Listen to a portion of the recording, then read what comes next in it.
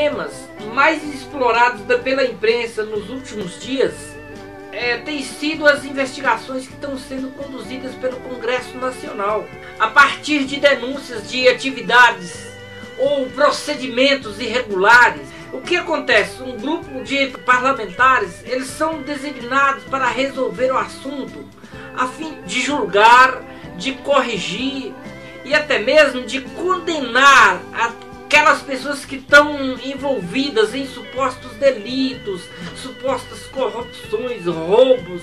E esses resultados, eles têm sido alarmantes em condições das quantidades de corrupções que tem havido.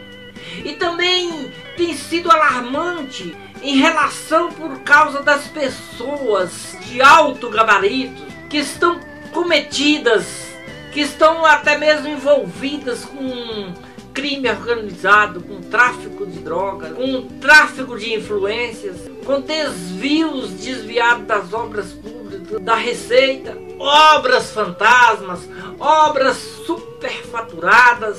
E a impressão que se tem é de que quanto mais os assuntos eles são aprofundados, maiores são os problemas, indicando o quê? Que o edifício a qual a sociedade, o povo, a humanidade e os homens está edificado encontra-se seriamente abalado, atingido, sendo destruído, sendo detonado pela corrupção e pela delinquência daqueles delinquentes de colarinho branco que muitas vezes na época das eleições estão: vote em mim para mudar, vote em mim para mudar, porque segundo os meus planos nesses 4 anos eu quero me ajeitar. E o povo cai nessas verdades aí mentirosas, as verdades deles mentirosas. É uma verdade que durante 4 anos muitos se ajeitam, outros passam muito tempo lá se ajeitando constantemente. E a questão é muito grave. Enquanto a luta pelo mercado de trabalho é feroz, havendo falta de empregos, insuficiência de salários para as pessoas necessitadas, para as necessidades básicas do ser humano, do brasileiro, o que acontece? O crime acaba parecendo fácil e atraente a muitos que estão desalojados, que estão distantes dessas situações de conforto. E o que acontece? Não são poucas as pessoas que se perguntam pela possibilidade, pela condição, pela maneira de trocar a honestidade, a honra deles, pela possibilidade de ganhar dinheiro fácil, dinheiro suficiente para satisfazer os seus desejos, os seus sonhos. E essas comissões, essas CPI, elas estão revelando muitos casos, mas preste bem atenção, e é evidente, nós sabemos muito bem que jamais essas CPIs, elas poderão algum dia descobrirem tudo, ou quererão descobrir tudo. Algo com certeza, muitas coisas com certeza ficam escondidas, quando não é aqui, nas cidades grandes, é nas cidades pequenas, nos interiores, é no Planalto mesmo, no Palácio do Planalto, em todos os cantos, muito fica escondido, em oculto. Então todos vão de concordar. Isso nós vemos falar, meu amado, tanta CPI que nós já vemos. Você lembra, por exemplo, dos anões do orçamento? Garanto que você é capaz de lembrar. Às vezes você não lembra nem um dos nomes dos tais dos anões do orçamento. Olha que coisa impressionante. Um tal de João Alves, ele tinha ganhado sabe quantas vezes na loteria? Mais de 200 vezes na loteria. Era um dos chefes dos anões do orçamento. Por que era chamado de anões do orçamento? Porque eles eram 7 pessoas alto gabarito, mas em estatura física eram pequenos. Então foi considerado 7 anões do orçamento. João Alves, né, que ganhou muito dinheiro, mas também já faleceu, já morreu na Bahia. E com outros acusados do esquema. Então fazia como? Ganhava muito dinheiro ilicitamente. Que cara sortudo, né? Que coisa impressionante. Uma pessoa falar que ganhou, que justificar sua riqueza, sua fortuna tão rápida, ganhando mais de 200 vezes na loteria. Nós vemos outras CPIs, juiz Lalau não devolveu nem um tostão.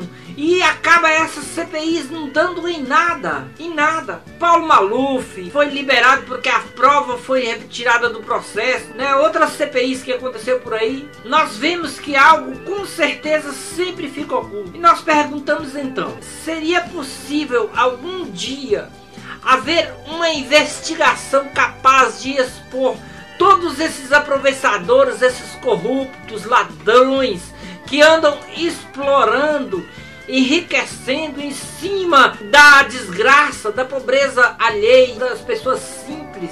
Será que um dia os verdadeiros culpados, será que eles serão descobertos? E efetivamente, será que algum dia eles serão punidos? Será que eles vão algum dia devolver o dinheiro em que eles roubaram?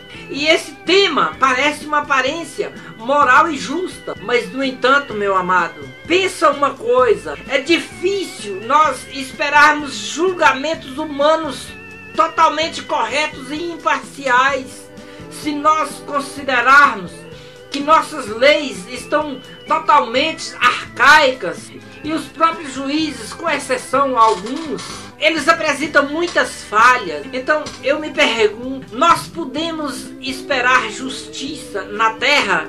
Será que esses adúlteros, esses corruptos, ficarão toda a vida escondidos atrás de estratégias, de bons papos, de advogados poderosos? Será que esses mentirosos, esses difamadores, eles continuarão também a agir livre e sorrateiramente? Vamos jogar isso para a parte espiritual também. No meio, às vezes, de seus adversários, com suas línguas ferinas, rinzentas, que cumprimentam com alegria, mas por trás, pela frente, mas pelas costas, golpeiam, matam.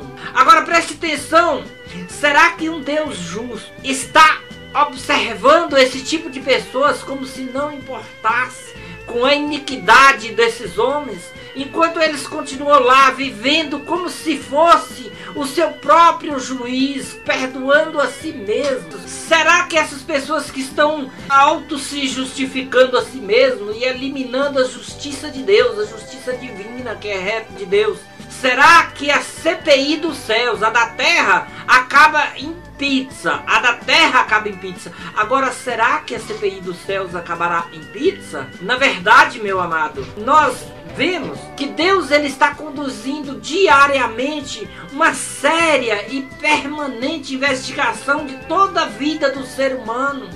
A Bíblia diz que o Senhor ele nos sonda e nos conhece. Ele sabe quando nós nos assentamos, quando nós nos levantamos, e que de longe ele penetra os nossos pensamentos. Salmos 139, versos 1 e 2. Meu amado, Deus sabe detalhadamente de nossa história. Por isso, a investigação ela tem um objetivo bem diferente das CPIs do ser humano aqui da Terra.